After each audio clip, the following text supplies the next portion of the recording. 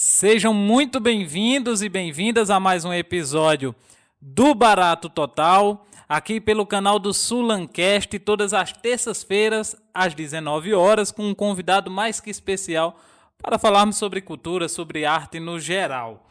E esse programa, ele só é possível graças aos nossos parceiros incríveis que estão apoiando essa iniciativa. A Toque Secreto Lingerie, sempre trazendo aí mais charme e conforto para você mulher. Também a Davi Fashion Distribuidora, sempre conectando você às melhores tendências. A Rafa Burger, que tem sempre mandado aqui os hambúrgueres artesanais maravilhosos que eles produzem lá para nossos convidados. E também a Trivi, agência de marketing, que está aí impulsionando marcas com estratégia e com criatividade. Hoje nós temos aqui um convidado que é professor, é historiador de mão cheia, ele é apenas um rapaz latino-americano, torcedor do Santa Cruz e do Racing Clube da Argentina e também fã do rock latino-americano. Eu, Alex Macedo, converso hoje com o grande professor Mário Júnior. Mário Júnior, meu querido, muito obrigado por ter aceitado o convite. Obrigado, velho. Vai ficar massa saber do podcast, assistir as edições anteriores, foram duas, né? E estamos aqui pra gente conversar e se divertir. Muito bem, Mário. Ô, Mário, eu queria começar te perguntando de onde veio o desejo por ser historiador, por ser professor. De onde veio esse desejo aí? Cara, assim, eu sempre tive um gosto por história, assim, um gosto meio natural, é uma coisa que sempre me chamou muita atenção. Eu desde muito cedo desenvolvi um gosto pela leitura, muito grande, assim. E meu pai queria que eu fosse advogado, tá ligado? E assim, cara, com 17, 18, não sabe o que é da vida, eu estudava para ser advogado, e você lia muito, assim. Só que eu nunca passei para direito, assim, nunca passei na universidade, aí quando eu ficando mais velho, assim, eu ficando meio sem rumo, com 19 anos, 20 anos, não passava em vestibular nenhum. Aí e no ano que eu ia passar, eu tinha certeza que eu ia passar, eu me sabotei, sabe? Na minha terceira tentativa de fazer direito, eu tinha sido primeiro colocado em todos os simulados da Escola Menino Jesus, eu era o primeiro colocado, assim, que tinha. Eu tava certo que eu ia passar, sabe? Aí eu meio que fiz assim, não quero isso pra mim não, cara. Eu tava de saco cheio, eu ia passar pra direito, cara. Aí eu me saía bem nos simulados, ganhava as coisas lá, eu me lembro que quando eu fui fazer o vestibular, eu dei entrevista. Os alunos deram entrevista pra rádio na época, eu fui aluno selecionado, que diziam que eu ia passar, que eu ia ser um aluno top, assim. Aí eu fui me sabotando, eu fiz de cachorrada, fiz as provas sem querer, assim, aí não passei por não querer passar. Meu pai ficou um arara. Aí eu disse, só quer saber, eu vou embora da aula. Aí fui fazer ciências sociais na FAFICA. Porque quando você fazia sociologia antigamente, você dava aula de história e sociologia. Sim. Aí na época, cara, baixou uma normativa em Pernambuco, no estado, e era onde você tinha chance de trabalhar quando você estava começando como estagiário, que proibia quem fazia sociologia de dar aula de história. Eu pensei, pô, eu faço sociologia, que é um curso que eu gosto, e dou aula de história, que eu também gosto, e é onde tem mais aulas. Eu pensava que ia formar para as duas coisas. Aí, quando foi, baixou uma normativa, cara, que não podia. Eu tinha passado na FAFICA. Eu tinha passado, se não me engano, em segundo lugar no curso de Sociologia. Aí, quando fui fazer, com um mês de curso, essa normativa dizia, olha, e eu pensando, poxa, com 6 meses eu vou conseguir um contrato e vou começar a me pagar, né? Porque eu não queria que meu velho ficasse me sustentando. Aí, quando saiu isso, eu desisti do curso. Aí, fiz um vestibular na FABEJ, fui primeiro lugar geral, ganhei uma bolsa. E eu já tinha feito, e tinha inscrição para a UEPB. Aí, quando fui, passei na UEPB depois. E quando passei na UEPB, peguei gosto pelo curso, assim, pelas leituras. História é um curso muito divertido, é um curso muito engraçado, assim. Porque muita gente pensa que história é um curso muito cabeçudo, e é realmente um curso muito cabeçudo. Mas eu acho um curso super divertido, assim. Foi a fase mais divertida da minha vida, foi a universidade. E aí, quando eu comecei a dar aulas, foi quando eu comecei também a pegar gosto, assim. Eu fui terminar um curso muito mais porque eu virei professor de imediato. Com 6 meses de curso, eu comecei a dar aulas. Que é uma sorte também. Quem estiver fazendo história agora, que está cursando, eu sempre aconselho, desde cedo, tentar a sala de aula. Porque se você não se vir, você pula fora. Mas se você se vir, você pega gosto. A sala de aula lhe dá força para terminar um curso.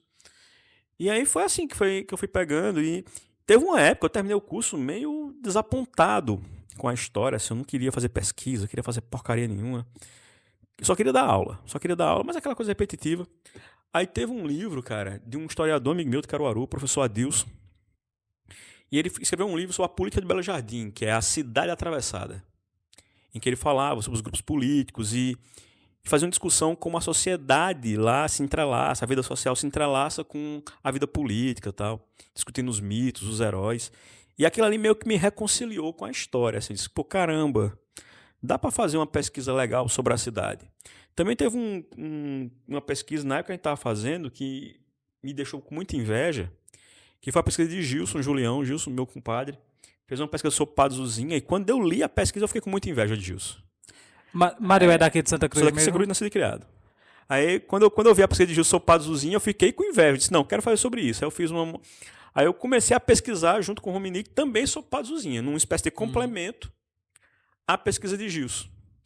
E aí fui fazendo, escrevi já 2 artigos, estou elaborando agora um projeto de mestrado que eu fico sempre adiando, porque eu trabalho muito, não tenho tempo para buscar fonte e sugestão um projeto. Mas é isso, você pega esse gosto pela história, a leitura é muito importante, e eu sempre gostei, cara. E agora que eu descobri essa paixão da história local, pronto, aí fechou, né? Ô, Mário, e como você falou, né, que vocês começaram a escrever ali sobre Padre Zuzinha, quando é essa vontade de escrever sobre Padre Zuzinha, então surge com A monografia de Gilson. a monografia de Gilson. Gilson é um cara que segue a carreira acadêmica hoje no direito. Mas ele sempre foi um cara que eu sempre admirei muito. Não falo porque ele é meu compadre, não. Mas ele é um cara que eu sempre admirei muito porque ele tem ideias muito originais. E, na prática, meu interesse de ideia saiu quase como uma cópia da ideia dele, entendeu? Ele falou uma coisa sobre política, eu pensei, caramba, eu quero fazer um complemento do que ele fez, assim. E aí eu fiz uma pesquisa junto com o Rominick para uma especialização, que foi quase um complemento da pesquisa feita por Gilson. E a gente estuda por isso. Essa pesquisa é a que entra no livro dos 70 anos de Santa Cruz? No livro de Santa Cruz, aquilo é um resumo da monografia. É um capítulo da monografia que foi expresso ali. Um capítulo apenas. Ela tem 4 capítulos, né? Você também escreveu em um livro que é o Sob o Signo da Fé, né? Que eu escrevi justamente sobre a figura de Pazuzinha também. Era um livro que falava sobre a atuação de clérigos na política do interior de Pernambuco e da Paraíba durante os anos 60, 70. Né? E quando veio essa proposta, disse, não, se encaixa no que eu tenho. E a gente escreveu um outro texto, já um terceiro texto, né, sobre Pazuzinha. E a gente vai ter agora, vai sair daqui a 40 dias, eu acho, um livro que trabalha justamente sobre isso. Também vai ter um artigo nesse livro que a gente vai estudar sobre a ditadura militar no Brasil profundo, assim, na cidade de interior. Né? E é um livro que vai ter colaborações de historiadores de todo o Brasil. Gente até do Amapá está dentro do livro, assim. E a gente também tem um artigo sobre isso. A gente descobriu, né?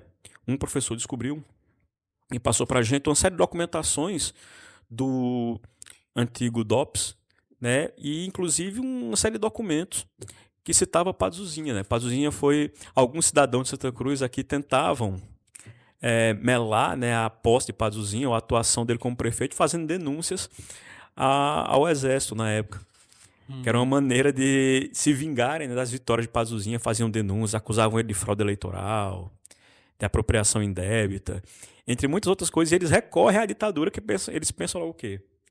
Que se houver, né, se houvesse algum jeito de impedir o padre de assumir ou de governar, seria apelando ao poder autoritário. A gente vai discutir um pouco isso nesse texto.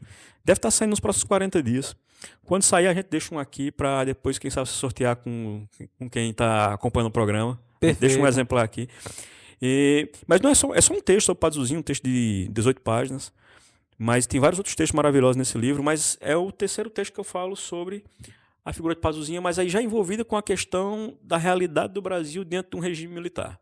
Nesse texto, que a gente fala sobre Pazuzinha também, eu fiz uma pesquisa nas atas da Câmara de Vereadores para saber como os partidos de Santa Cruz encaravam o regime militar. Aqui nós tivemos os 2 partidos sob o guarda-chuva da Arena. Né? A Arena dominava o interior dos estados, só tinha a Arena 1, a Arena 2. O MDB aqui em Santa Cruz só vai surgir no fim do regime militar, quando já tinha o processo de abertura política. Com quem aqui em Santa Cruz? Quem era o nome? Pedro Neves, que era um médico, e com uma tia de Fabaragão, rapaz, que me foge o nome agora, que era vice. Me foge o nome tão simples, uma pessoa conhecida e me fugiu o nome, depois eu lembro. E eles tentaram fazer a terceira via, mas aqui já em 1982. Né? Mas aqui você teve a Arena 1, a Arena 2, e eu fui buscar na Câmara para ver se nas atas havia menções ao golpe militar.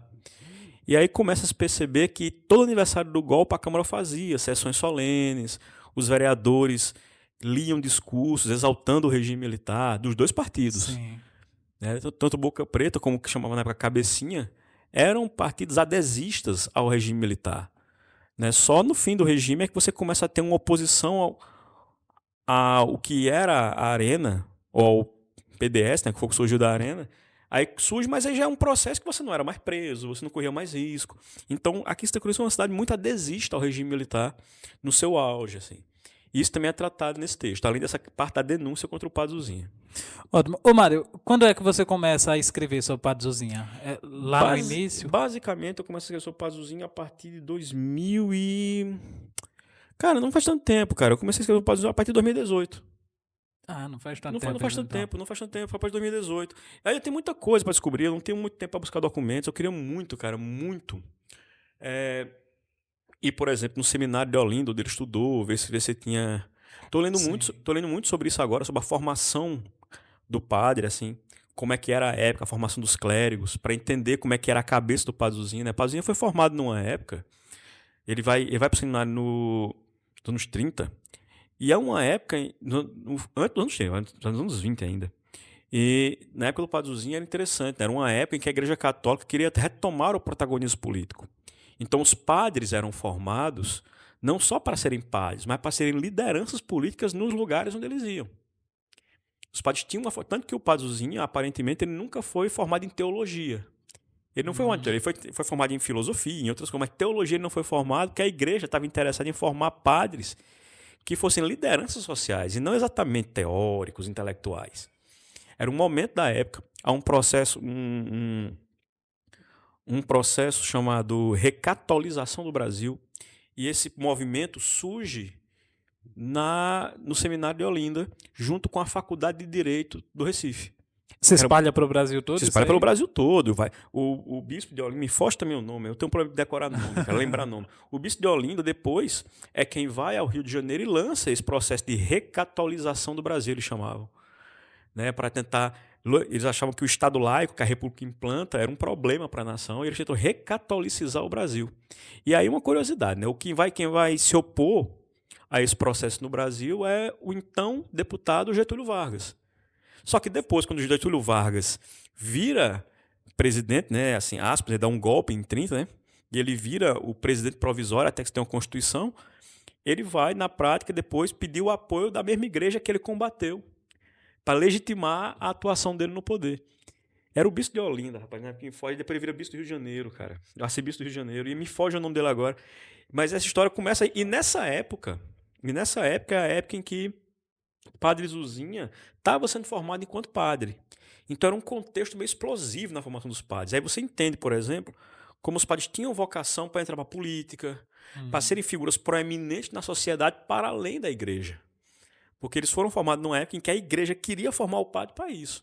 Então, estou muito interessado em estudar sobre isso. Agora, estou lendo uma série de dissertações de mestrado sobre isso para entender o contexto da formação de Pazuzinha enquanto padre. Ô, Mário, agora você começa a escrever ali por conta dessa monografia de Gilson Julião, né? A monografia disso é 2011, mas eu só paro para ler muito depois.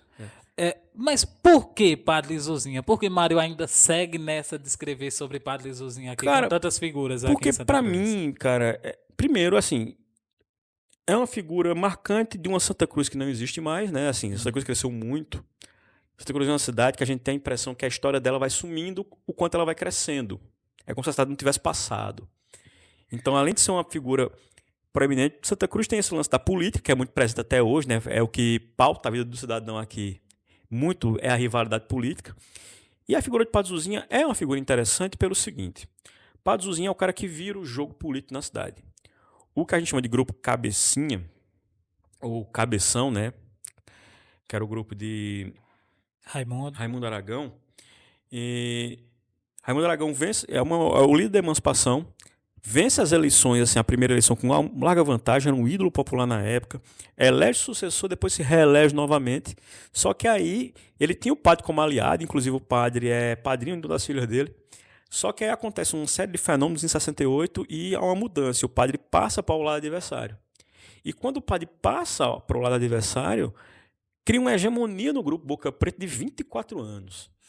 Então o padre sempre foi essa figura assim que virou a chave da cidade. Quer dizer, as pessoas antigamente, e eu vivia muito isso na minha infância, as pessoas não sabiam quem era Raimundo Aragão. As crianças não sabiam, os jovens não sabiam, mas todo mundo sabia que era Padre Zuzinha. Veja, o padre ofuscou a figura do líder da emancipação, que na sua época tinha sido o maior líder político da cidade. Né, o que é teu avô de Fábio Aragão agora, né? Ex-prefeito Fábio Aragão. E essa figura sempre achou estranha, é um cara que virou a mesa da política. E Padre Zuzinha tem uma história que é a parte que eu me apego na minha monografia. Justo não fala e eu falo dessa parte. O padre era uma figura tão forte na cidade que ele ganhou uma eleição morto. O padre morre em 83, né? E durante esses 5 anos, até as eleições de 88, o grupo Boca Preta vai se aproveitando de estar no poder para criar toda uma série de exaltação ao padre. Então muda-se o nome da avenida, a Avenida da Rua Grande, né, vira Avenida Padre Zuzinha, cria-se a instituição Padre Zuzinha, né, a Associação Beneficente, o Colégio 31 de Março de Escola Padre Zuzinha, cria-se a estátua do Padre Zuzinha na Rua Grande, vai se exaltando. Cria-se o mausoléu de Padre Zuzinha e justo trata muito disso. E aí, na minha monografia, eu fui tratar o quê? Eu e o Rominique? As consequências disso. Como essa construção sobre o Padre Zuzinha vai se refletir em votos. E até que em 88, Hernando Silvestre é lançado candidato, mas o nome do Padre Zuzinha é mais falado na campanha do que o de Hernando Silvestre. Né? Os Boca Pretos param de se chamar de Boca Pretos por um tempo e começam a se chamar de Romeiros do Padre Zuzinha. Eles tratam o padre como um santo. E aí eles reinventam a simbologia daquela eleição. Quer dizer, um comício, uma passeata, não era mais uma passeata, era uma romaria. Né? As músicas falavam que o padre é quem representava os pobres. Então os pobres votavam em Hernando, mas em honra à memória do padre. Né? Na convenção que lança Hernando candidato, o partido manda colocar vários cartazes, assim, sempre junto no coração dos pobres e com a foto de Padre Zuzinha. Então ele é um cara que cria, assim, é um cara que foi tão grande na política de Santa Cruz e na sociedade também, mas na política de Santa Cruz ele foi tão marcante que ele chegou a ganhar uma eleição depois de falecido. Nesse sentido é claro que eu trabalho minha pesquisa. Gilson faz todo o trabalho anterior, assim, de mostrar quem foi o padre, como foi essa construção mitológica, depois da morte dele, como vai se usar isso. E eu procurei tratar, junto com o Rominique, numa pesquisa, justamente como isso se converteu em votos na eleição em que o padre já não estava mais aqui. Né? E aí tem uma coisa interessante, o padre foi tão fantástico, assim, em termos políticos, né? Em termos de hegemonia, que há uma coisa interessante. Quando Hernando vai candidato a essa reeleição, o adversário dele é justamente um padre, que é o padre Bianchi. E um dos lemas era que nunca vi um padre perder, porque o padre, quer dizer, o padre nunca perderia a eleição. Só que aí o padre Bianchi era padre Bianchi, o padre Zuzinha era padre Zuzinha e o padre Bianchi perdeu. Mas aí para mostrar como isso, então o padre ele foi um marco nisso, e ele foi um marco também uma coisa da relação entre política e religião em Santa Cruz. Porque a gente pensa que nunca teve. Mas tem muito disso. A força dele enquanto padre, enquanto clérigo, a força da igreja aqui na sociedade de Santa Cruz, que é uma cidade que nasce aos pés da igreja católica, ela vai ser muito forte. Hoje não é tanto, mas naquela época era muito forte. Então essa relação entre religião e política vai se fazer valer na cidade também. Ô Mário, um desafio que tem aqui os historiadores da cidade muitas vezes é de escrever sobre a história dessas pessoas que foram envolvidas na política, tendo essas pessoas ainda aí na cidade, ou a família dessas pessoas aí na cidade ainda, há ali aquele desconforto de se escrever sobre algumas passagens da vida dessas pessoas. Mário sente esse problema para escrever sobre Padre Zuzinha, a figura política, não desvinculando ele daquela figura religiosa e tal.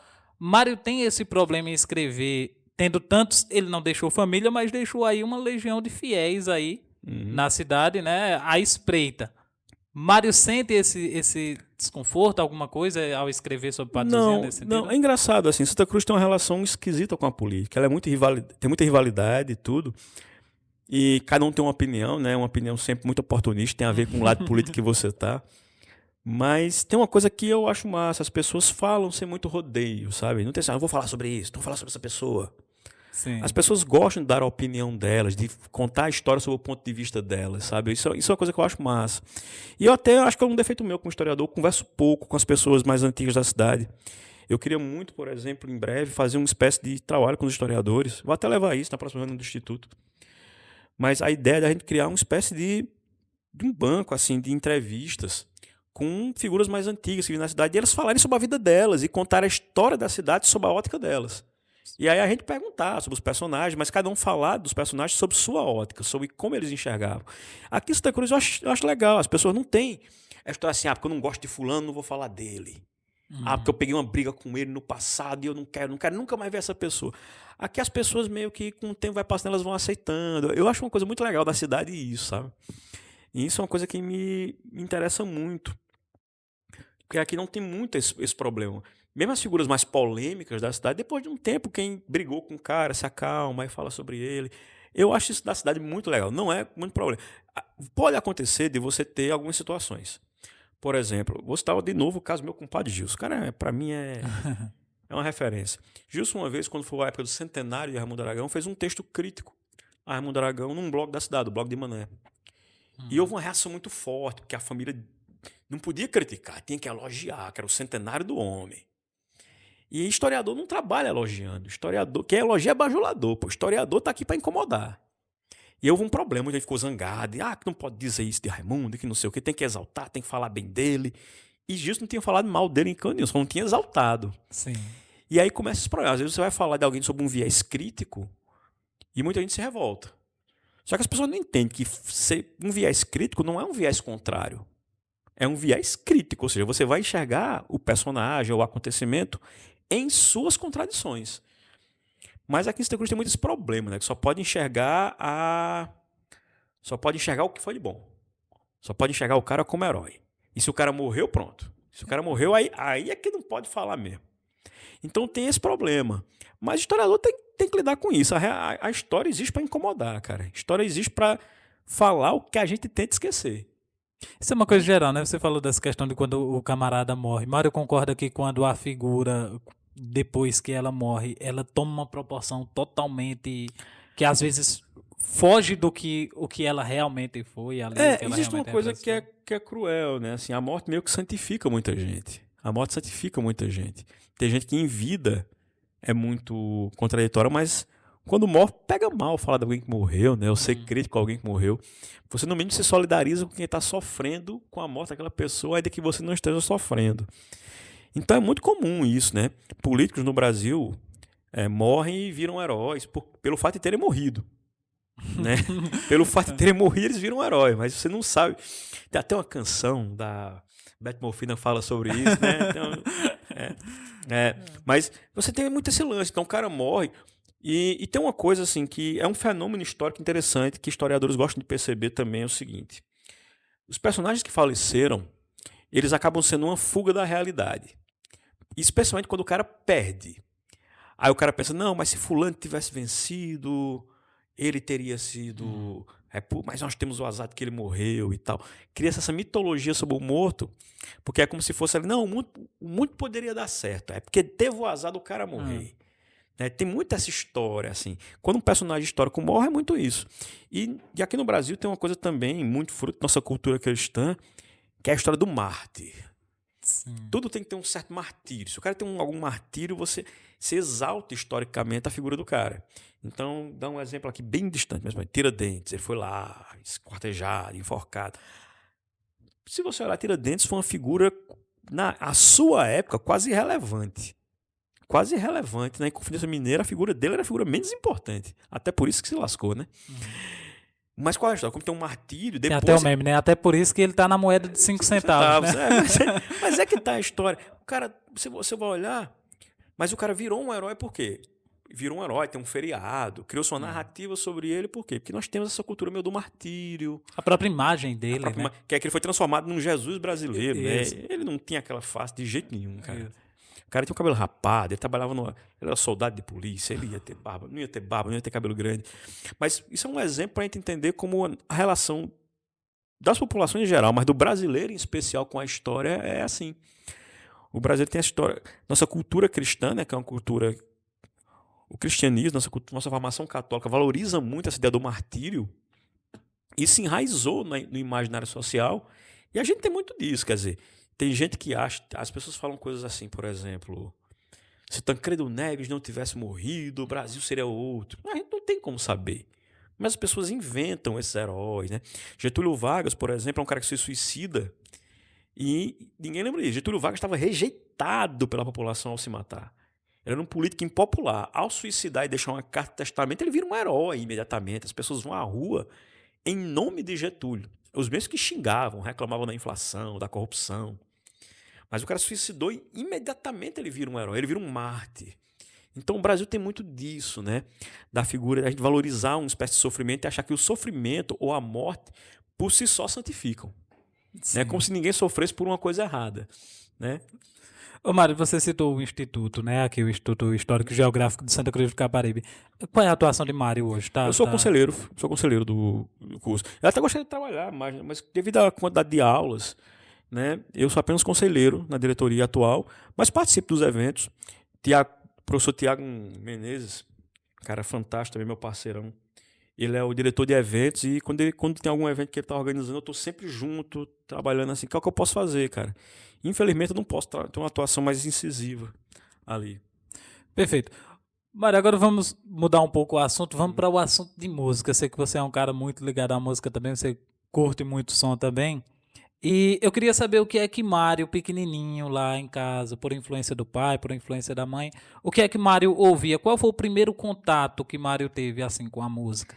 Não, o primeiro contato, assim, a sério, da música fazer parte da minha vida, cara, era o seguinte. Eu não fui uma criança musical, cara. Eu não gostava, assim, eu gostava de música de criança, mas não tinha aquela coisa de que virou uma parte sua. E quando eu tava assim, com meus 11, 12 anos, cara, que é a época quando você vai começando a ficar adolescente, e você começa a pensar como adolescente. O mundo vira uma coisa muito desafiadora, né? E você está mudando enquanto pessoa, está vindo os primeiros impulsos, a impetuosidade da idade. E aquele maluquice que a cabeça da gente quando a gente está crescendo, assim. E eu me lembro que, quando eu tinha 12 anos, um colega meu chamado Augusto, a gente andava muito de bicicleta e ia jogar bola junto. E ele ficava cantarolando umas músicas que ele escutava a irmã dele tocar. Eu disse, pô, o que é isso aí? Ele falou, isso é Engenheiro do Havaí. Aí eu disse, porra, parece legal, bicho, me dá aqui e tal. Aí ele disse, eu vou te dar uma fita pra tu estar em casa. Aí eu lembro como se fosse hoje, Eu coloquei no som de casa, eu tenho um aparelho de som, meu pai tinha acabado de comprar pra mim. E eu me lembro que me tranquei no quarto assim, e eu coloquei assim, me deitei na cama pra ver que música era aquela. Bicho, e tocou Toda Forma de Poder, ao vivo, naquela versão do disco Alívio Imediato. E cara, eu juro pra tu, foi como um choque elétrico aquela música, sabe assim? Quando eu escutei aquela música assim, bicho, eu parei, eu voltei, eu me arrepio lembrando agora, pô. Eu voltei a música pra escutar de novo, assim. Aquela música parecia muito desafiadora, cheio de sentido, assim, sabe? E era como se falasse o que eu via do mundo, assim, mas eu não achava palavra pra explicar. Eu juro pra você, quando eu escutei aquela música na versão ao vivo do Alívio Imediato, foi um negócio impactante pra caramba, um choque de adrenalina, assim, eu disse, caramba. Assim, aquele pegou na alma mesmo, assim, sabe? E eu me lembro que depois eu escutei aquele disco todo, e aquele disco, pronto, e tem muito isso de eu ser historiador, deve muito aos Engenheiros do Havaí, cara. A letra do Humberto, porque tem muitas referências históricas, literárias, filosóficas, e eu não entendia, mas aquilo parecia muito fascinante. Eu me lembro que eu fui escutando, aí eu comecei o disco pelo lado B, né? Quando eu fui pelo lado A, tocou Revolta dos Dantes, que é a música baseada nas teorias de Albert Camus, nos livros de Albert Camus, na literatura dele, né? Do existencialismo. Sim. Aí tem Infinita Highway, que é uma canção também cheia de citações filosóficas. E aí, poxa, na hora... E eu não entendia muito bem o que era, mas eu sabia, pô, isso tem alguma coisa. E aí, quando eu fui descobrindo o que aquelas músicas queriam dizer, eu fui me interessando pelos livros que eles citavam. Né? Então eu comecei a procurar aqueles autores. Por exemplo, tem uma canção nesse mesmo disco, que é Longe Demais das Capitais. A primeira frase da música é Suave é a noite que eu saio. Suave é a noite é um livro de Scott Fitzgerald. Aí eu fiquei sabendo que era um livro. Aí eu me lembro que eu comprei o livro para ler, para entender porque ele está citando aquilo ali.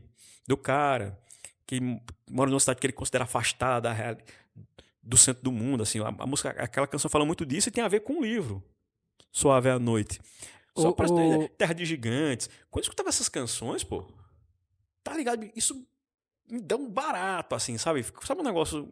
E aí pronto. E ali eu viciei.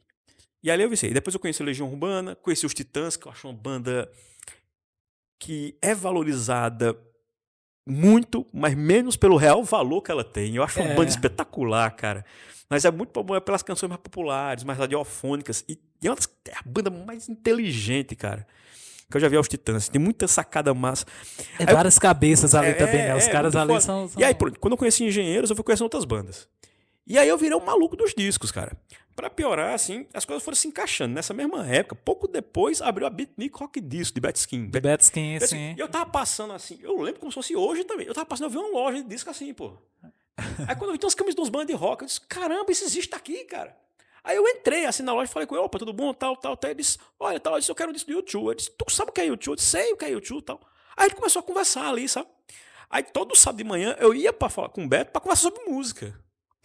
Eu tinha que fazer, no sábado de manhã eu ia na Beatnik. Aí mandava, grava esse disco pra mim. Ele gravava uma fita pra mim, eu pagava, mas eu ficava a manhã toda falando de música com ele. Ah, E Beto também foi me direcionar várias coisas. Eu conheci The Who por causa de Beto, conheci Rush por causa de Beto. Conheci tu gosta de engenheiros, pô, engenheiro é uma merda. Eles imitam o Rush. Eu disse, o que é Rush? Ele me mostrava os discos, sabe? Beto é o cara que eu Beto me Skin. junto pra falar mal do Engenheiros também. Embora eu goste de Engenheiros, você falou do Toda Forma de Poder. Eu lembro quando eu vi ela pela primeira vez também e ficaram algumas frases na minha cabeça e eu não entendia nada do que era aquilo ali. O Fidel e Pinochet tiram sarro de você, que não faz nada. que não faz nada. Eu não sabia quem era Pinochet, E é uma não canção fazia bem ideia. iconoclasta, né? Isso. Critica todo mundo. Eu acho Isso. muito massa aquela música. E a frase, o fascismo é fascinante, deixa gente ignorante fascinada. Que pra mim descreve o Brasil de hoje, né, velho? É o Brasil de hoje. É o Brasil isso, de né, hoje Mário? com gente aí apoiando genocídio, etc. E é a questão, o fascismo é fascinante porque deixa gente ignorante fascinada. A letra diz, né? É tão fácil ir adiante e esquecer que a coisa toda tá errada, assim. Um monte de crenças fáceis, quem se apega a ideias fáceis, simplórias, acaba votando e elegendo gente que não presta. Mas eu sempre pirei muito isso, cara. Então, veio muito isso, sabe? Então, essa relação dos engenheiros, o engenheiro, pra mim, a banda que formatou meu HD, cara. Porque a partir dele eu comecei a ler muito. A música tem várias referências históricas. Você escuta, por exemplo, Exército de um Homem Só. Eu fiquei. Aquela música baseada num livro de um escritor gaúcho chamado Moacir Scliar. A música Exército de um Homem Só. Existe um livro chamado Exército de um Homem Só. O cara ele foi lá e fez uma música baseado no livro, que é um livro muito divertido de ler, vale a pena ler o livro, mas a música é em homenagem a um cara chamado Matthias Rust, que foi um cara que montou um avião artesanal, assim, um monomotor, e invadiu o espaço aéreo russo numa mensagem de paz, acabou sendo preso. E acabou sendo preso por atentar contra a soberania russa, sei lá, não sei o quê.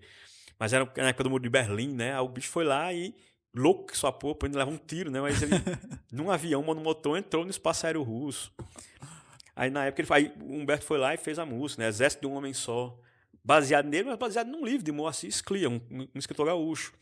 Então, vê como é uma coisa rica. Sim. Em geral, é uma banda muito criticada porque tem alguns tiques das letras que são um pouco irritantes. Para quem compõe, para quem acha muito irritante alguns traços da letra do Humberto, né?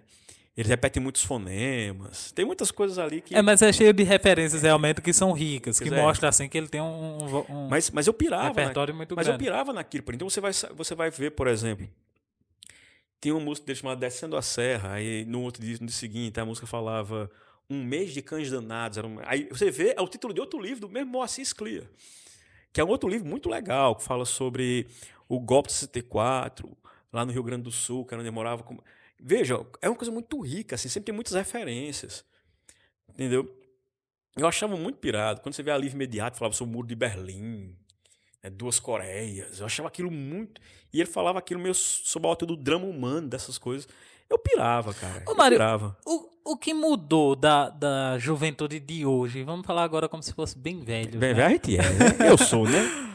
O que é que mudou na juventude de hoje que não se atenta a essas coisas? Que a gente se atentava quando ouvia Engenheiros, quando ouvia Legião, de ir atrás das referências, de buscar. Cara, Por que o rock não tem pegado tanto a juventude de hoje como pegou Cara, em outros eu tempos? acho assim, primeiro, as coisas mudam.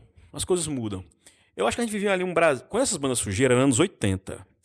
Você tinha um Brasil diferente, cara. As pessoas queriam. Havia ainda muita coisa guardada da época da ditadura militar, né?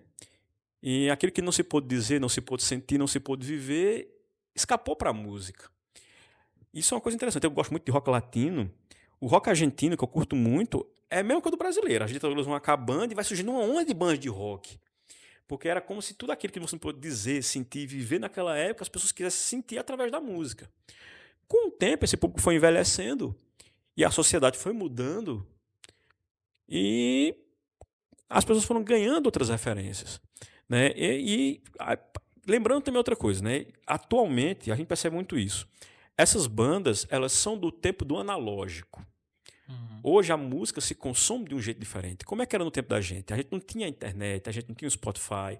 Então você comprava um disco de vinil, você comprava para escutar o disco inteiro, porque não tinha graça você ficar esperando, tem que contar qual é o cantinho que você coloca para tocar aquela música que você gosta. Então você consumia uma obra como arte, os artistas produziam isso como arte. Então você comprava um disco dos Titãs, o disco tinha uma lógica. Você vê Cabeça Dinossauro dos Titãs é um disco fantástico, porque ele faz uma crítica, é um tratado de sociologia o disco. Sim. Ele faz, por exemplo, uma crítica a todas as instituições sociais, a família, a Estado, a igreja. Né? Veja, é uma aula de sociologia o livro, de antropologia, é um negócio do caramba, bicho. Então você comprava um disco desse, você escutava o primeiro lado, absorvia as músicas, entendia que havia uma lógica de coerência entre elas. Aí você virava, escutava, você apreciava isso como arte. Qual é a grande questão? Surgindo os CDs, os controles, você já começa a pular as canções. O público que vai surgindo tem uma relação menos profunda com a música. Então você quer aquela música que mexa com você, mas você não entende mais aquilo como arte, você começa a entender como entretenimento. Comprar um disco antigamente era um ritual, você colocar um disco para tocar numa vitrola, pô. E coisa mais espetacular é quando você não tinha um disco, mas você escutar a rádio, você tem que esperar a rádio tocar a canção que isso obrigava você a escutar com atenção outras músicas. Então a música tem que te pegar. Ao mesmo tempo que foi mudando isso, as tecnologias foram surgindo, surgiu o CD, e depois agora você tem YouTube, você tem Spotify. Qual é a grande história? As pessoas nem escutam mais músicas, não tem mais essa reverência a escutar música. A música perdeu aquele espaço de... Como é que eu posso dizer, cara? Aquele espaço quase sagrado mesmo. Aquele, você reserva uma hora do dia para escutar aquela coisa que você quer aprender, quer se envolver, quer se emocionar. Então, isso vai gerando uma relação das pessoas com a música, uma relação mais superficial. E aí, qual é a história? As canções que exigem mais tempo, mais introspecção para você entender, as pessoas não querem. Porque elas têm ao alcance da mão muita música fácil. Eu não vou dizer música ruim, porque eu não sou ninguém para jogar o gosto de ninguém. Mas muita música fácil. Né? Um artista lança um CD com 10 canções, mas ele bota só uma para tocar no rádio. E às vezes você não sabe quais são. E geralmente é a música mais fácil. É a música mais fácil, é a música menos ousada do disco. É. E aí qual é a história? Você pode ver que é engraçado, né? Quem gosta de banda antiga, como a gente, por exemplo, a gente tem uma relação mais profunda com a música. Porque na prática a gente entendeu a música como uma obra de arte. As pessoas entenderam a música só como uma regra de decoração da vida, é diferente. E com a arte no geral, né, Mário? Porque da música a gente vai para o cinema, a gente vai para a literatura, né? A gente acaba indo para outros campos também através da música, né? A música leva a isso, né? Uma coisa que eu gosto de dizer é o seguinte, como é que a gente sabe quando uma música é boa, uma música é ruim? Né? Porque pode dizer, você não pode julgar o gosto musical de ninguém. Não, não julgo o gosto de ninguém. Mas eu acho que boa música, ela leva você para outros universos. Eu falei aqui, porque os rocks que eu escutava me levaram para ser professor, para gostar de literatura, para gostar de filosofia, para gostar de história. Poxa, velho, você vê um disco dos Titãs como Cabeça de Dinossauro e o que seca, o Comida, né? O Jesus não tem dentes nos Pais dos Banguelas. Banguelas. Porra, são dois discos conceituais sensacionais, pô. Então, veja, você escuta aquilo ali, aí você tem vontade, aí você escuta, por exemplo, Paralamas, que faz uma música criticando a censura de um filme, aí você quer ver esse filme. É aquela música Selvagem, né? Isso. Ele faz uma crítica a um filme francês que foi censurado no Brasil, que o tema era polêmico, que era um filme de Jean-Luc Godard. E aí ele cita isso na música. Aí, pô, você fica louco pra ver o filme. Tá ligado? A música vai trazendo essas coisas. Por isso que o que eu acho que a música hoje é ruim. É ruim. Eu digo assim, é ruim. Por que eu não gosto de... Por que eu acho que a música hoje é ruim? Por que eu acho que sertanejo universitário é ruim? Por que eu acho que Axé Music é ruim? Não é porque é dançante, não é porque é sertanejo. Dá pra fazer muita coisa rica com esses ritmos. É porque são músicas que não direcionam você para outros tipos de arte, que não abrem caminhos. Você escuta, daqui a um mês você esquece. Ela não faz parte mais da sua vida, ela não lhe aponta caminhos. E é isso que eu acho, e é isso que eu encontro muito nas bandas de rock antigas. Tem muita banda de rock legal também hoje, tá ligado? Eu não sou também dizer assim, pô, antigamente é que era bom. Mas a grande questão é que hoje você tem um pouco menos receptivo a boas bandas de rock ou a bons artistas que não sejam de rock, mas que tenham alguma ideia para mostrar. As pessoas são menos receptivas. E as pessoas hoje... A arte vira uma coisa enfadonha para as pessoas. As pessoas querem entretenimento. A arte e entretenimento não são a mesma coisa. Isso. Né? Ô, Mário, você falou do rock latino, né? Uhum. Como foi que chegou ao rock latino? Foi um pulinho ali do sul do Engenheiros ali pra... Bicho, Tá todo eu lembro ligado dessa história ali? pra caralho também. Eu tava em 2012. Porque é curioso. cara. O rock latino não chegou aqui no Brasil, É, né? aqui a gente consome muita porcaria em espanhol. A gente consome Menudo, a gente consome Julio Iglesias, que Sim. é uma coisa que eu acho deprimente. Assim. Julio Iglesias é um negócio deprimente. Né? Julio Iglesias é um Roberto Carlos sem a fase boa do Roberto Carlos, tá ligado? É horrível. O Roberto é a fase ruim de Roberto Carlos. O Julio Iglesias é a fase ruim de Roberto Carlos convertido num cantor espanhol. Tá ligado? E fez sucesso no Brasil, cara. Com artistas. Era chique pra um show de Julio Iglesias. É uma porcaria aquilo ali, cara. E aí, mas qual foi a história assim, do rock com o rock latino? Bicho, eu tenho que explicar isso. Eu sempre acompanhei muito futebol latino, por causa do Racing Clube. E muito futebol uruguaio também. E eu tenho um costume, eu me lembro isso. No Uruguai é Penharol ou Nacional? Nacional, pô. Nacional? Tricolor, caramba. Nacional. Mas eu gosto muito do futebol latino, assim como um todo. Eu sempre acompanho eu acompanho o Racing desde 2001, né? Que o Racing surgiu na minha vida, mesmo que o Santa Cruz surgiu. Mas eu acompanho o Racing em 2001 e aí, do nada, bicho, eu lembro que eu tava acompanhando e eu tinha um costume para tentar... Eu nunca estudei espanhol, mas eu consigo entender espanhol perfeitamente. Eu sou ruim para falar, eu sou ruim... Embora eu consiga desenrolar, viajei pra Argentina já e tal, mas assim... E eu tinha um costume para aprender a falar espanhol, eu escutava jogo de futebol, assim, passava, sabe? E eu tinha aquelas rádios online, e eu lembro que eu ficava em casa, eu tinha acabado de me casar, cara, e eu ficava lavando os pratos, e eu colocava uma rádio online e tava passando um jogo do Uruguai, assim, eu achava bonito os narradores, sabe? Eu acho engraçado mesmo, assim. Aí eu disse, caramba, bicho, futebol uruguaio é tão interessante, e sabe como é que são as bandas de rock de lá? Me deu essa loucura, assim, eu disse, tem rock lá e tal. Aí eu fui e procurei banda de rock uruguai, assim. Me lembro desse dia, aí apareceu uma banda que é o No Te Va Gustar, que é uma espécie de skunk melhorado, assim. E muito melhor que Skank, assim. Embora eu goste de Skank também. Mas é muito melhor que o Skank. Aí qual foi a história, cara? Embora hoje eles fazem isso repetitivo, já não tem mais a mesma graça. Aí eu conheci aquela banda. Achei super legal, bicho. Achei super legal a banda. Eu disse, caramba, aí vou conhecendo outros. Aí conheci uma banda que eu acho muito foda, que é o Quarteto de Nós. O Quarteto de Nós é maravilhoso. Que é uma banda maravilhosa. Que é engraçada, assim. O Quarteto de Nós... Tem um colega meu, um escritor... Colega não, né? A gente é amigo de Twitter, mas um cara chamado José Geraldo Gouveia de Minas Gerais, ele diz, ó, cada povo tem um Mamonas que merece. Porque é muito melhor do que qualquer coisa feita no Brasil, assim. Não Mamonas. É uma banda super crítica, eles fazem um som que é um rock misturado com um rap, assim, sabe? A estrutura da música parece um rap, mas ao mesmo tempo tem uma linguagem de rock, muita guitarra, assim. E é super divertido, as canções são super irônicas, super inteligentes. E tem refrões maravilhosos. Eu fiquei tão fissurado nessa banda, cara, que eu escutava ela loucamente. Minha esposa uma hora ficou, pô, tu tá louco por essa banda. Eu só escutava aquilo, cara. Só escutava aquilo. Aí eu conheci as bandas do Uruguai. Conheci o Não Te Vai Gustar, conheci o Quarteto de Nós, que é fantástico. Eu fui ver um show do Quarteto de Nós, pô. É o show ao vivo mais louco que eu já vi na minha vida, pô. É muita loucura o show dos caras. Lá mesmo. Eu lá fui ver em Buenos Aires. em Buenos Aires. Bicho, é o show mais louco que eu já vi, velho. Porque eu tava num canto que era bem afastado, mas eu pensei, caramba, se eu estivesse na pista ali com as pessoas, eu tava com medo, cara. Porque é muito louco, é uma cartaz muito doida. E é uma banda do caramba. Eu conheci essa banda, aí conheci outras bandas menores, aí depois de um tempo, eu chapei numa banda que é uma chamada Soda Stereo. Argentina. Conheci, eu fui lendo e disse, olha, tem uma banda chamada Soda Stereo. Quando o meu menino nasceu, foi o ano em que o Gustavo Cerati morreu, em 2014. Ele tem um AVC, passou 2 anos em coma e morreu. Aí eu vi uma notícia sobre ele, assim, e disse, Gustavo Cerati, tá banda Soda Stereo. Aí escutei umas músicas e não gostei, bicho. Disse, porra, banda ruim do caramba, isso fez sucesso ontem. Aí depois de um tempo eu fui estudar de noite, disse, vou dar uma chance pra essa banda, bicho. Aí escutei um disco chamado Canción Animal, que é um dos melhores discos de rock latino da história. Caramba, eram 10 músicas sensacionais, uma atrás da outra. Aí eu enlouqueci pela banda. E o Soda Stereo, pra quem quiser entender, lembra muito o som de Paralamas. Assim como os Paralamas, né, eles surgiram para imitar o The Police. Sim.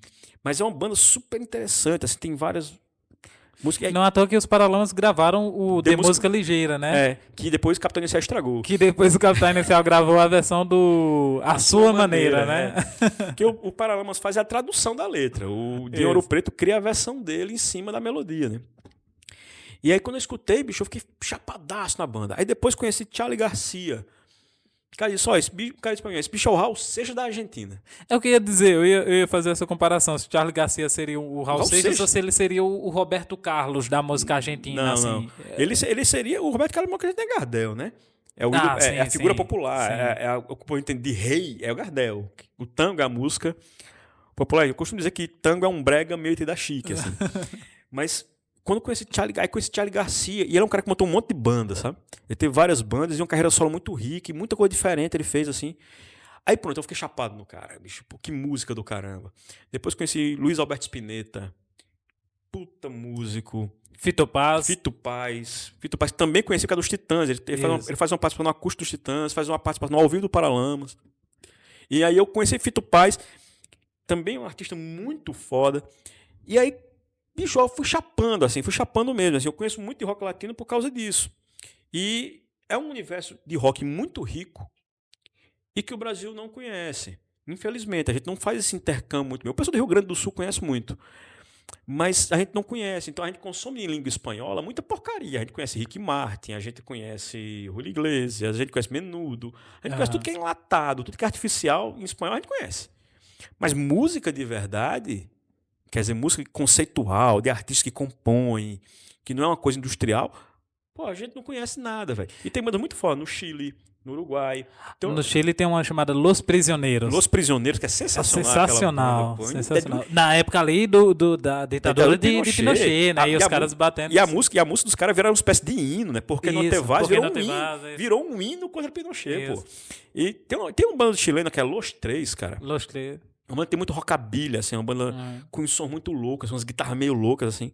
No Peru tem uma chamada Líbido. Líbido, que é assim. Líbido, é sensacional também. Aí tem uma banda também que chama Los Bunkers do Chile também, que eu acho maravilhoso. É um Los Hermanos melhorado. Sem aquela chatice, deprimido, Los Hermanos. É uma banda super legal, pô. É um Los Hermanos, mas as canções são pra cima, tá ligado? Sem aquela coisa deprimida. Então, pô, tem muita banda legal, cara. E uma coisa que eu acho muito ruim é que você gosta de banda latina e é uma coisa muito solitária, porque ninguém conhece. Então você não tem um cara pra conversar, pra te indicar um disco. Às vezes eu escuto assim, eu mando pra alguém, ó, escuta essa banda aqui, ó, o cara fala, pô, que porcaria, eu não entendo nada. Pô, eu não posso julgar o cara por isso, né? Mas eu fico super triste porque eu não tenho quem gosta. Então são artistas que eu acabo curtindo muito sozinho, é uma coisa muito pessoal, né? Recentemente eu conheci um artista espanhol, cara, que eu também fascinei por ele, que é um cantor chamado Joaquim Sabina. E eu virei fãzoca, assim. Eu acho que os grandes artistas que marcam a alma da gente, assim, a vida da gente, você conhece na adolescência. Sim. Que são os caras que indicam caminhos. Eu conheci Joaquim Sabina, eu tinha 34 anos. Mas, bicho, eu chapei, cara. Eu chapei mesmo, assim, virou um negócio emocional mesmo, uma terapia, sabe? Aquela coisa que você envolve seu coração na música. E é um artista que lembra muito Belchior, assim, que é meu compositor preferido. E ele lembra muito, ele é uma mistura de Belchior com Fagner, assim. Eu acho muito massa a música deles e é um cara que eu sou apaixonado pelo cara até hoje. Quem vê minhas redes sociais, eu tô sempre postando alguma coisa dele, postando uma música e não sei o quê. Porque virou um cara que eu virei realmente apaixonado. Ele tá fazendo a última turnê dele. Agora tá se despedindo. Ele vai, ao fim do ano, ele encerra a carreira dele pra sempre. Mas eu pensei, cara, tô feliz porque eu vi ela ao vivo. Foi uma das coisas mais lindas que eu já vi, foi esse cara ao vivo. A Argentina também? Eu fui uma segunda vez, em 2023. Eu fui lá só pra ver ele, pô. Só pra ver ele, assim. Eu ia pro show do Coldplay. No Rio de Janeiro, eu tenho um ingresso do show do Coldplay. Coldplay que é... Eu tava indo mais por causa de minha esposa. Eu gosto de Coldplay, tá? Dos primeiros discos. Depois vira um negócio horrível, aquela coisa colorida, cheia de... que coisa horrível, cara. Gostava da banda quando tem um aspecto mais soturno, né? Aí qual foi a história? Mas minha esposa queria ir, eu comprei 2 ingressos. Aí ela começou a querer desistir e tal, também. Aí apareceu o show de Joaquim Sabina e disse, pô, peraí, já sei o que fazer. Ela não queria ir, vendi os 2 ingressos, com o dinheiro deles eu paguei a viagem. Aí fui pra Buenos Aires ver o show do Joaquim Sabina. E é uma coisa linda, cara. Lá na Argentina, ele é espanhol, né? Mas na Argentina ele é um deus. Ele é um deus. As pessoas entram em cartazes, choram no show dele. Eu fiquei impressionado, nunca tinha visto aquilo. Um artista velho, eu me lembro que tava no show do cara. Aí eu tava lá super feliz no show, assim, na segunda música, eu olho pra baixo, tá um senhor de 50 e poucos anos chorando enquanto ele cantava, tá ligado? O cara se envolvia profundamente, as pessoas, um monte de garotos jovens cantando como se ele fosse quase uma entidade, assim.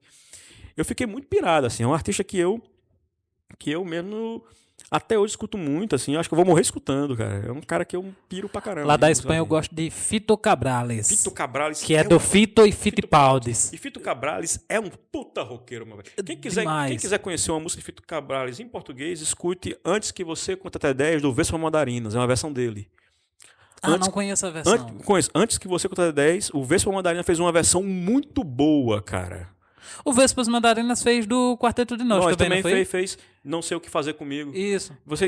Quem quiser escutar, escute assim, Não Sei O Que Fazer Comigo, com Vespas Mandarinas, que é uma versão de Quarteto de Nos, da canção Não Sei Que Hacer Comigo. É quase uma tradução, é muito boa a música. E de Fito Cabrales tem, que é da banda Fito e Fittipaldis, a música Antes que Você Conte Até 10, também do Vespa Mandarina, que é uma versão deles também. E é uma versão muito do baralho, velho. E Fito Cabrales é um puta artista, cara. É sensacional. Os discos são sensacionais. As músicas têm levadas de Baita guitarra, guitarrista. baita guitarrista, um letrista de mão cheia, cara. A letra tem sacadas de letra que você fica meio baratinado, apaixonado, assim. É lindo. Fito Cabrales é lindo. Tem uma coisa que eu acho pirata. Também tem... A Vespa Mandarina tem uma versão de uma canção de Fito Paz chamada Mariposa Technicolor. O Vespa Mandarina também tem. Quem quiser entender um pouquinho de como é rock latino, escuta essas 3 canções da banda Vespa Mandarinas. São 3 canções do baralho. E tem muito disso. Tem uma banda também que eu tô muito pirado, da Espanha, chama M-Clan. É uma banda de hard rock, assim, mas tem canções maravilhosas, muito bonitas, assim. Eu tô muito pirado nisso. Rock espanhol, agora rock europeu, né? Espanhol é muito bom.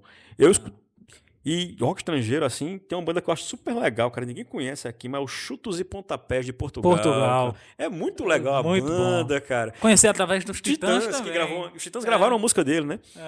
Mas, puxa, é muito massa, velho. Eu acho muito legal. Esses velhinhos, eles estão velhinhos, já morreram uns... Mas é muito legal ver eles tocando, cara. Acho muito massa a banda, assim. Mas nesse lance de música, é isso, assim. Eu acho que o rock latino é uma coisa muito rica e no Brasil a gente não tem. E acho que rock brasileiro é ainda uma coisa muito rica também. Rock brasileiro é um rock muito rico. Só que hoje as pessoas não curtem mais. As pessoas dizem assim, quero música para se divertir. Poxa, quer uma banda para se divertir? Ouça Cachorro Grande, é uma banda do caramba. Para se divertir, cara. Música para você dar risada. Não é uma música de piada, mas é uma música para você se sentir bem, cara. Mas jamais vai tocar. Ninguém vai conhecer, tá ligado? Então são essas coisas assim que eu acho que hoje não se conhecem mais bandas legais. Embora tenham bandas legais, mas elas não têm mais espaço. Tem uma banda da Bahia, rapaz, que me fugiu o nome agora. Uma banda da Bahia que faz um som parecido com The Strokes. Não, The Strokes brasileiro é um mop top, né? Mas ali é um... The Strokes brasileiro é um mop top, que inclusive voltaram. Eles fazem um som muito legal, cara. Esqueci o nome da banda, cara. Que tem várias canções legais e... Deixa eu até ver se eu acho aqui, cara, a banda.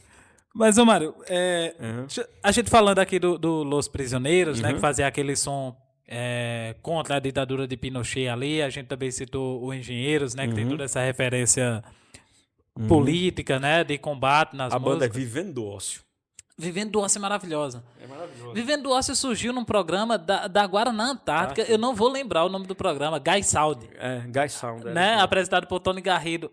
Janiel e eu, quando a gente assistiu esse programa em casa, no dia que eles tocaram, a gente pirou. Assim, a gente disse, caraca, que banda é essa? É muito louco. E a gente se apaixonou pelo Vivendo do Ócio. É uma puta banda, cara. E as pessoas... Tem umas bandas assim, que eu acho mais ou menos, por aí.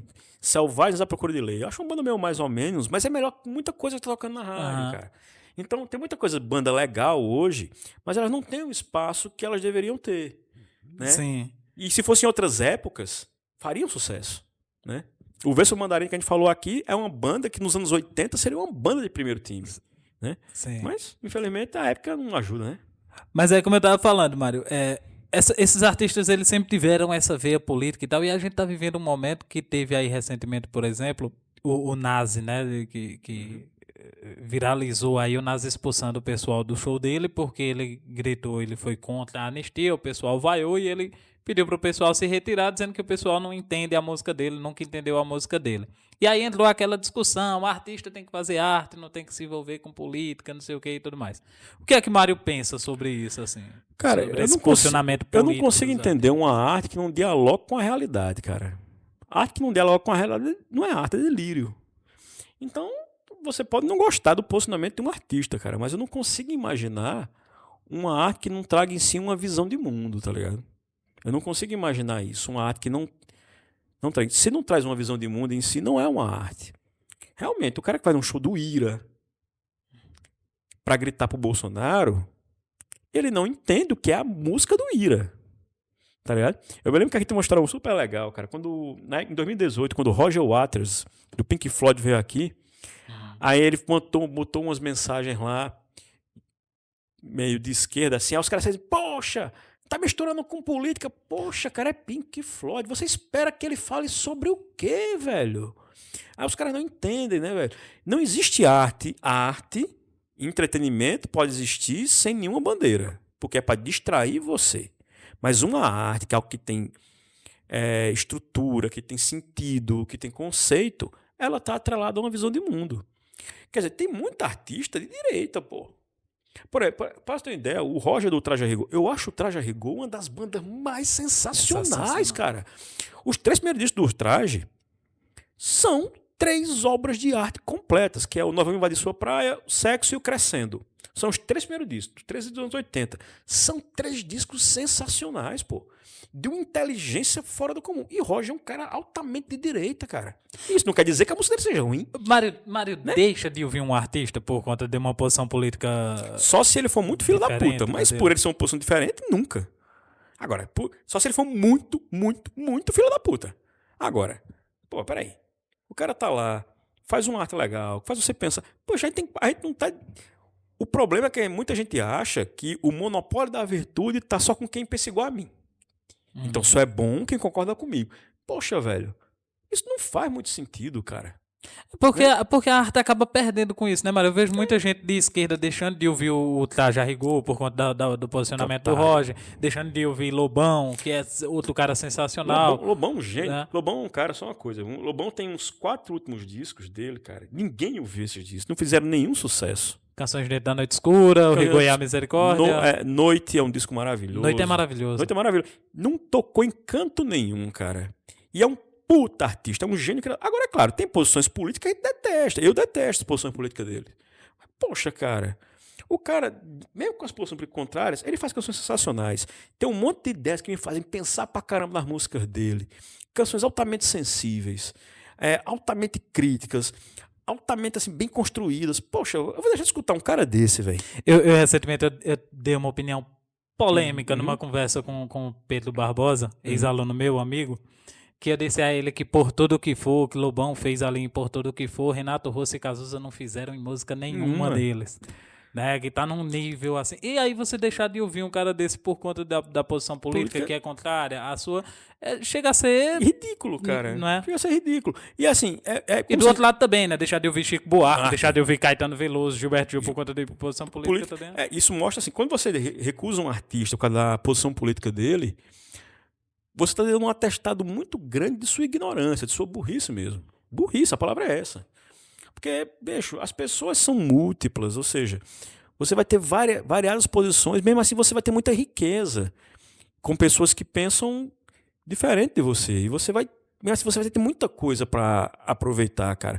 Eu acho muito foda isso. A gente teve no cinema agora, o filme ganhou o Oscar, né? Ainda Estou Aqui. Eu acho uma obra maravilhosa, cara. Foi um filme maravilhoso. Tem no Globoplay, assistam. Não é uma delícia. Delícia não, é um filme profundíssimo, velho. Me emocionou pra caramba quando eu vi. E tem gente que diz, não vou ver porque é propaganda comunista. Homem, vai se catar, velho. Vai se catar, bichão. Você pode muito bem ter uma posição política, mas entender o sentido daquilo ali. Eu acho que essa é a grande questão, cara. É a gente saber aproveitar as coisas assim, no seu real valor, e não somente no que ela significa somente pra gente. Né? Ou quando a gente tivesse que viver em constante guerra contra quem não pensa como você pensa. Vamos deixar claro, a gente é insignificante. Ninguém acorda de manhã pensando em combater a gente, pra gente também acordar de manhã pensando em combater os outros. Entendeu? Acho que essa é a questão. Ô Mário, vê só, a gente tem um quadro aqui que é o Banda de Estimação, que é onde eu pergunto ao convidado qual é a banda, o artista, o cantor, cantora de estimação, que está sempre ali no fone de ouvido, que está sempre do lado, que você abraça com todas as forças, assim dizer, esse artista aqui é o meu. E aí eu queria saber de Mário Júnior, qual é a banda de estimação de Mário Júnior? Banda Engenheiro do Havaí. Ponto. É a banda de estreia. Até hoje. É a nota 10. Porque tem uma relação pessoal muito grande. Eu sei que existem bandas musicalmente tão ricas quanto. Dificilmente alguém diz Engenheiro é a minha banda preferida. Dificilmente alguém diz. Mas pra mim é uma relação muito pessoal, cara. É uma relação muito pessoal. Tem a ver com a identidade que eu fui formando enquanto pessoa, cara. Eu digo que a banda, o Engenheiro do Havaí foi a banda que formatou meu HD. Então não tem como não ser. Tá sempre ali uma música ou outra e tal. O Engenheiro sendo a nota 10, cita mais 3 bandas, artistas, cantores, cantoras, que seriam aí a nota 9. Que Não, ficariam ali. pra mim, assim, os artistas que fazem minha cabeça hoje, Engenheiro do Havaí, Belchior, Joaquim Sabina. É os caras que eu escuto, assim, a vera. O espanhol que você Espanhol, estava o falando. Joaquim Sabina, ele tá nesse nível. Ele tá nesse nível, pra mim, nesse nível, assim, ele é uma questão, virou uma paixão mesmo, assim, a música dele. Virou uma paixão. Eu juro pra você, assim, virou uma coisa que explica muito da minha pessoa, da minha subjetividade, assim, daquela dimensão que particular que você não conta pra ninguém, tem muito daquelas músicas, tá ligado? Então, por exemplo, pra mim esses são os três que estão na minha cabeça, assim. Na minha cabeça. Se você quer perguntar assim, quais são os bancos que eu acho assim, artisticamente mais foda, aí é diferente. Não, mas aí é uma questão pessoal mesmo. Aqui é uma questão pessoal. Esses três, Belchior, Engenheiro do Havaí e Joaquim Sabina, viraram aquele negócio que, se fosse escrever uma biografia musical minha, assim, pra explicar quem eu sou, eu colocaria canções dessas figuras, assim. Sim. É aquele negócio que realmente faz parte da pessoa, um pedaço meu. E aqui do Nordeste, a gente tem Geraldo Azevedo, tem Alceu Valença, tem Zé Ramalho, tem Fagner. Por que Belchior? Cara, primeiro eu conheci Belchior por causa dos engenheiros. Mas quando eu conheci Belchior, meu velho, virou a mesa. Eu me lembro que tocou, eu escutei o disco Alucinação a primeira vez. Essa história de que eu conheci Belchior foi assim, eu conheci algumas músicas. Quando eu tava com 20 anos de idade, cara, eu tive um namoro rápido com uma moça de Caruaru. Uma moça não, uma mulher de Caruaru. Ela era mais velha, assim, mas foi um namoro rápido. Mas ela era fã de Belchior e dizia que gostava, me deu um CD um sucesso, assim, sabe? Era um aniversário meu, ele disse, toma pra tu e tal. Cara, e eu fiquei pirado. Aí depois eu fiquei, esse namoro rápido acabou.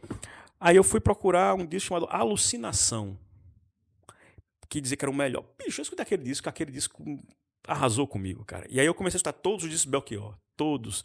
E sempre tem alguma canção que me pegava, sabe? Sempre tem. Belchior tem muito disso. Até nos discos que não fizeram sucesso. Tem muito disco que não é conhecido. Belchior virou um artista meio... Fica num certo ostracismo, nos anos 80. Para de gravar nos anos 90. Ele para de gravar. Virou só um cara de fazer shows, né? Mas nos discos menos conhecidos tem canções maravilhosas, cara. E que casavam muito com o meu momento de vida. Era porque eu estava na universidade, estava conhecendo tendo novo conhecimento, lendo novas coisas. E ao mesmo tempo, Belchior casava com isso muito bem, tá ligado? E ali foi pegando, velho. Foi pegando, eu fiquei fanático por Belchior, assim, de um jeito. Dos nordestinos, depois de Belchior, se eu fosse dizer um segundo lugar, o que mais me agrada é Geraldo Azevedo.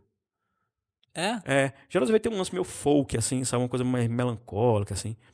Eu acho massa Zé Ramalho tem aquela coisa grandiosa, né? Uma coisa meio bruxo, assim. Isso, eu acho místico, muito, né? meio místico. Eu acho muito. Aliás, ele tem um disco agora chamado Ateu Psicodélico, que é a prova de que nós vivemos numa época que as pessoas não valorizam a arte. Esse é um disco que, se ele lançasse nos anos 70, como ele lançou os primeiros, fazia sucesso. Seria um clássico. Seria um clássico. Esse disco dele, Ateu Psicodélico, é um puta disco. Ninguém sabe nem quem ele lançou. Né? Que isso é uma crueldade. Ele nem toca no show, que ninguém sabe quem é as músicas. Mas é um disco sensacional, cara. Até o Psicodélico do Zé Ramalho. Escutem. Mas ninguém conhece. Alucinação ainda é o melhor disco de Belchior para Mário, depois de ter conhecido toda a discografia? É o mais clássico. Mas o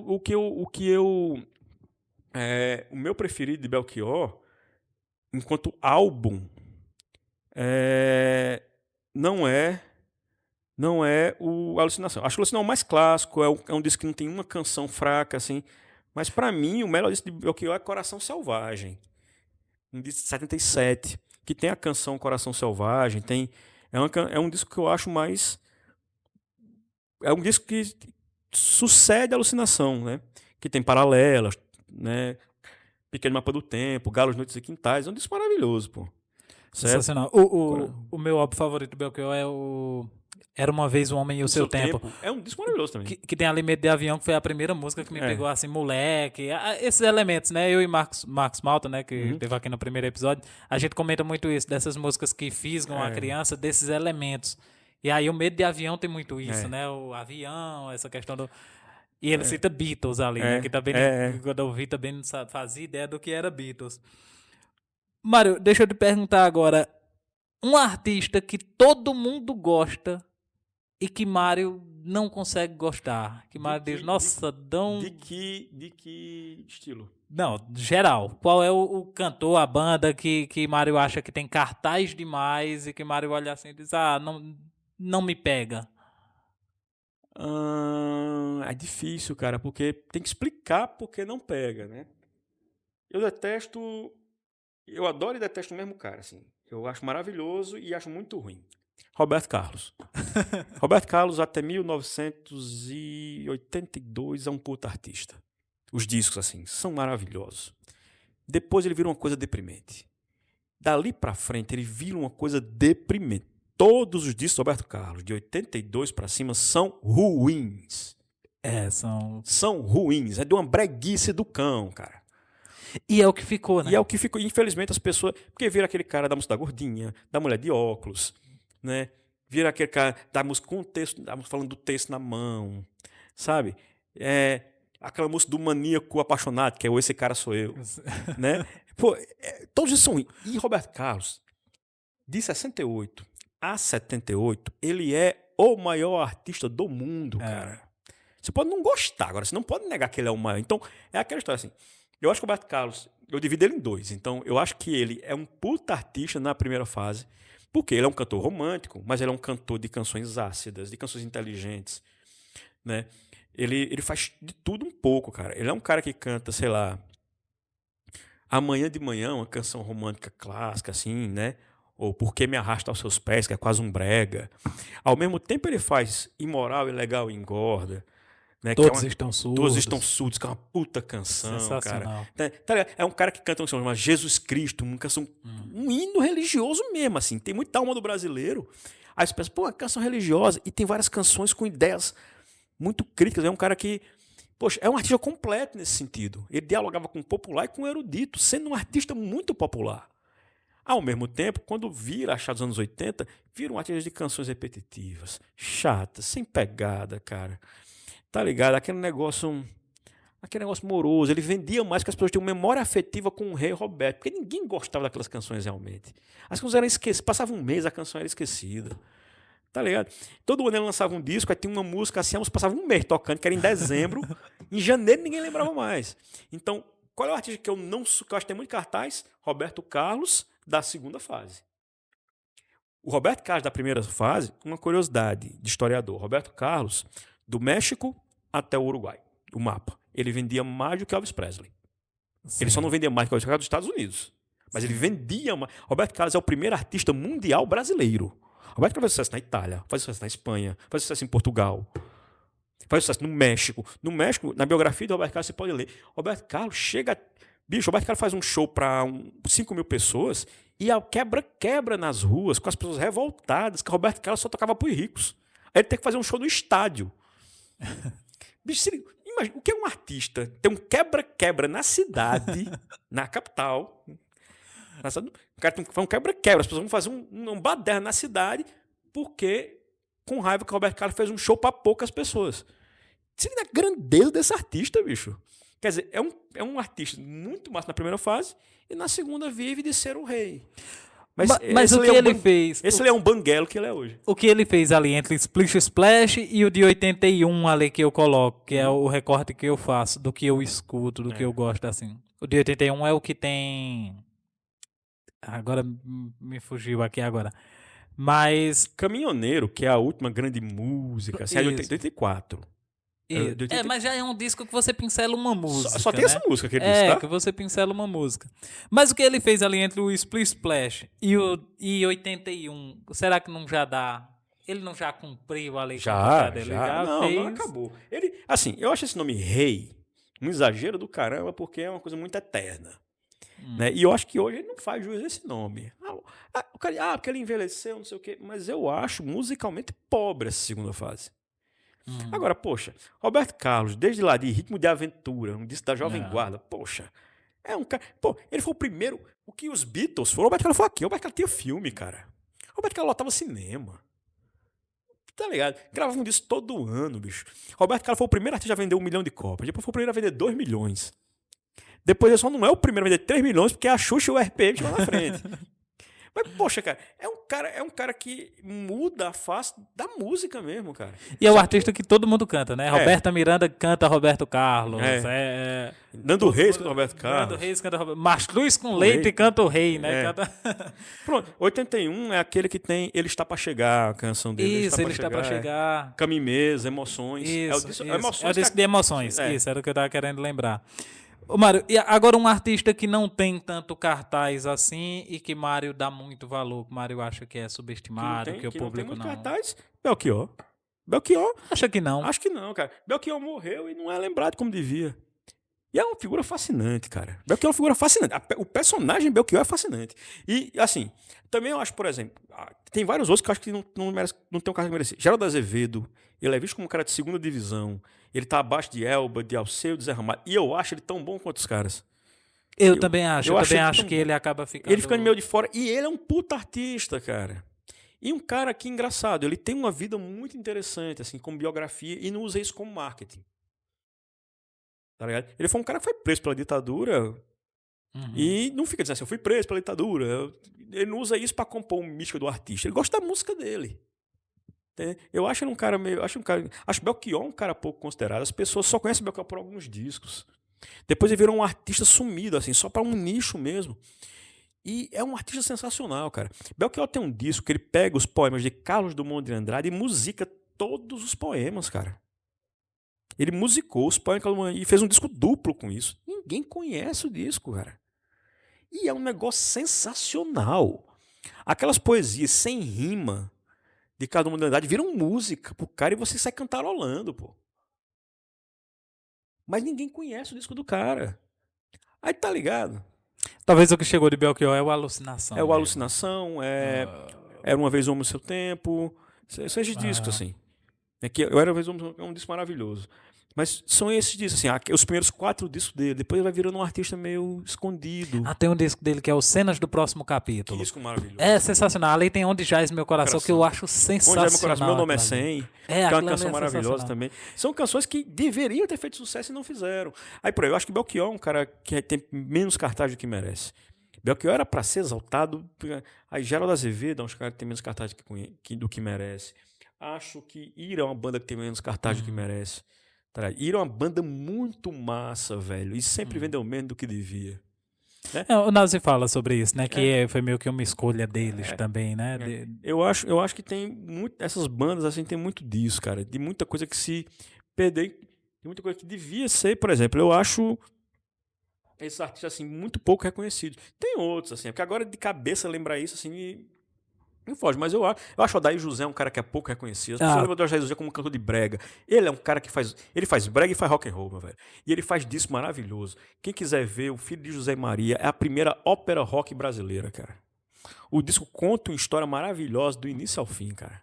É sensacional. Muito bem lembrado, o Odair José. Aí o Odair José é lembrado como o cara da Pílula, que é uma música também muito massa, que tem tudo a ver assim, com a história do Brasil, aquela música muito polêmica pelo momento que o Brasil vivia, aquela canção foi censurada. E ele foi preso porque cantou ela ao vivo em Campina Grande. Uso ela em aula. Já coloquei até questão sobre ela em prova.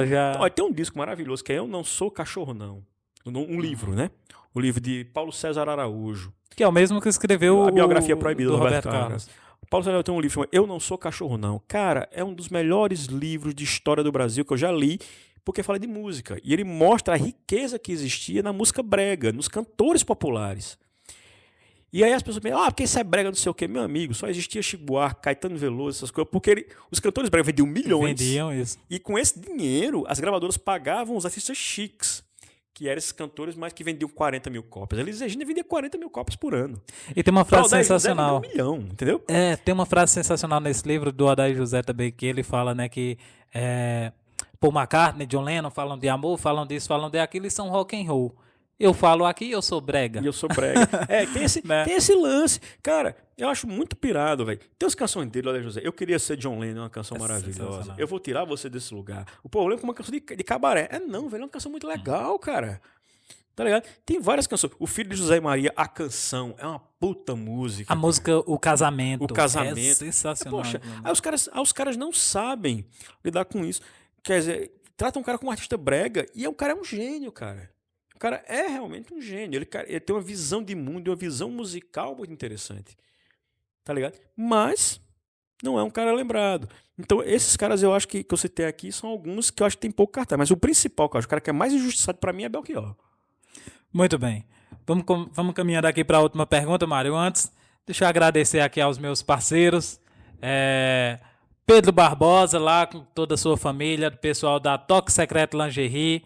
Agradecer aqui por esse apoio, por vocês estarem contribuindo para que esse programa esteja ainda ao ar, para a gente falar de cultura, para a gente falar de arte, bater esse papo aqui descontraído, sempre com um convidado muito mais que interessante aqui, como o Mário Júnior. Também agradecer a Davi Fashion Distribuidora, no nome do meu amigo Daniel Lopes, a Trivi, agência de marketing, né, dos meus amigos Vitor e Vitória, e também a Rafa Burger, né, do meu amigo Yanderson e toda a família lá da Ribeiro. Agradecer a todos vocês aí por esse apoio que vocês têm dado aqui para que esse programa, para que o Barato Total venha ao ar. Mário, caminhando aqui para a última pergunta, você como é fã de rock argentino, você é fã de rock latino, você também é fã de Rolling Stones, né? Poxa, muito. Assim como o Belchior, e aí vamos colocar numa balança aqui. Assim como o Belchior, o tango argentino lhe vai bem melhor que o blues, e aí a gente pega o tango argentino pro lado do rock latino-americano. Eu gosto mais de rock latino que rock brasileiro, assim, sabe? Eu sou mais adepto do rock latino, assim. Talvez por as bandas serem já uma coisa que eu já acompanho há muito mais tempo, o rock latino sempre tem uma coisa nova. A minha paixão por rock latino seja mais viva do que por rock nacional. Só que tem uma coisa interessante, cara. Vez por outra, eu tenho uns hiperfocos em umas bandas, assim. Eu tô escutando muito agora Barão Vermelho, das antigas. Barão Vermelho. Cazuza... Não, Barão Vermelho do Frejá. Do Frejá. Que é quando o Guto Goff vira o letrista. Isso. Que pra mim é um dos letristas. Pronto, tá aí um letrista pouco reconhecido, é Guto Goff. O batera do Barão. Uhum. E o Barão tem discos maravilhosos. Carne Crua é um disco maravilhoso. Supermercado da Vida é um disco maravilhoso. Eu fico Carnaval. Carnaval é um disco maravilhoso. São discos espetaculares pra quem gosta de rock, cara. E eu que sou fã de Stones, muito fã de Stones, você escuta esses discos, é o Stones brasileiro, cara. É o Stones brasileiro, assim, no melhor sentido possível, cara. O Barão Vermelho, dessa fase do Frejá, que é entre 88 e 94, poxa, são discos sensacionais, assim, nível Stones mesmo. E sobre Stones tu falou, tem uma coisa que é interessante também. Eu conheço os Stones pelos discos ruins e já acho massa demais. Ou seja, eu conheci os Stones, assim, conheci a banda pelos discos que todo mundo diz que não presta. Quais? Bridge to Babylon, Voodoo Lounge. Voodoo Lounge eu acho sensacional. Voodoo Lounge, Steel Wheels. Todo mundo diz que os discos são ruins. Todos os fãs dizem, os piores discos que tem. O novo agora, o Hackney Diamonds. Que disco maravilhoso. Eu tava caminhando esses discos com ele no fone de ouvido, cara. Muito bom. É um disco maravilhoso. Aí, os discos ruins do Stones foi quando eu conheci a banda pelo jeito. Eu disse, pô, caramba, se os discos ruins já me fizeram pirar, imagina os bons, tá ligado? Aí quando eu conheci a banda, eu enlouqueci. Aí quando eu conheci os discos bons, eu fiquei mais doido ainda. E qual é o disco favorito de Mário hoje? Meu disco preferido, Some Girls. Sensacional. Some Girls 78, pra mim, é o disco que eu consigo escutar assim, sem pular uma música, aproveitando cada canção. E tem um que eu gosto pra caramba, que é o acústico deles, que é o Stripped. Que é um disco de versões mais acústicas, assim, mais pequenas. E eu acho um disco super legal, cara. O Stripped também eu escuto indo e voltando, assim. Mas, deixando uma coisa. Entre Beatles e Stones, do Amor Palmatória, Beatles é melhor. Eu sou fã de Stones demais, mas Beatles é Beatles. Beatles é Beatles. Mas acha que dá pra discutir? Dá Pra discutir. Dá pra discutir. Eu acho Beatles melhor do que Stones, assim. É porque Stones combina mais comigo. Aham. Mas eu acho Beatles melhor que Stones. É diferente. Uma coisa combinar comigo e uma coisa ser melhor. Tá ligado? Eu acho o álbum branco dos Beatles uma coisa maravilhosa. Acho superestimado. Tu acha superestimado? Eu acho superestimado. Não, tem uma outra canção que eu acho peba, mas assim... Eu acho que daria um ótimo álbum simples. Tem algumas canções que podiam ser tiradas, né? Mas eu acho Abbey Road maravilhoso. Acho o último disco, Let It Be. Tem uma versão que é Let It Be Naked. Bicho, é lindo, vai ser aquela orquestra. Isso. É só os instrumentos, eles cantando. Eu acho aquele disco maravilhoso, cara. Então eu escuto muito Beatles, Rubber Soul é um disco do caramba, tá ligado? Então eu sou muito fã também dos Beatles, assim, é porque combina mais comigo, com o que eu gosto de escutar, Stones. É mais É enérgico, mais enérgico, tem uma coisa mais... Eu sou muito fã do Keith Richards, cara. Eu queria ser o quê? Tu quer ser alguém na vida? Eu queria ser o Keith Richards, cara. Eu queria ser o Keith Richards. Tu quer ser quem? Tu quer ser Belchior? Não, eu quero ser Keith Richards. Eu gosto de Belchior, mas eu quero ser Keith Richards. A biografia dele é sensacional. A Life. biografia Life é maravilhoso. sensacional. E ele é uma figura super engraçada, cara. E ele é um cara que tem tudo pra ser alguém muito amargo, né? Tem lá uns traumas assim, ele é um cara meio... E é um cara super divertido, assim, a figura dele é uma figura engraçada, meio... Né? Ele parece ser o cara que o Stone que todo mundo gosta é ele. O Mick Jagger que é o meu vilão da história, assim. Mas eu gosto do Rolling Stones, mas também sou muito fã de Beatles, cara. E acho que há discussão. Eu acho que Beatles é melhor, mas eu prefiro. Mas quando volta à pergunta inicial, que um tanga argentino me cai melhor que um blues, comparando com rock nacional e rock latino. Não rock argentino, rock latino em geral, eu sou mais fã de rock latino nesse momento do que rock brasileiro. Muito bem, Mário, meu querido. Ei, bichão, que papo legal do caramba, doido. Muito obrigado por ter aceitado o convite, meu irmão. Tamo junto, velho. E depois vamos marcar outro episódio aí. Pode falar outras coisas, falar de história, falar dar risada também, vamos embora. Perfeito. Muito bem, encerramos assim mais um episódio do Barato Total. Na próxima terça-feira estamos de volta. Um abraço a todos e até mais.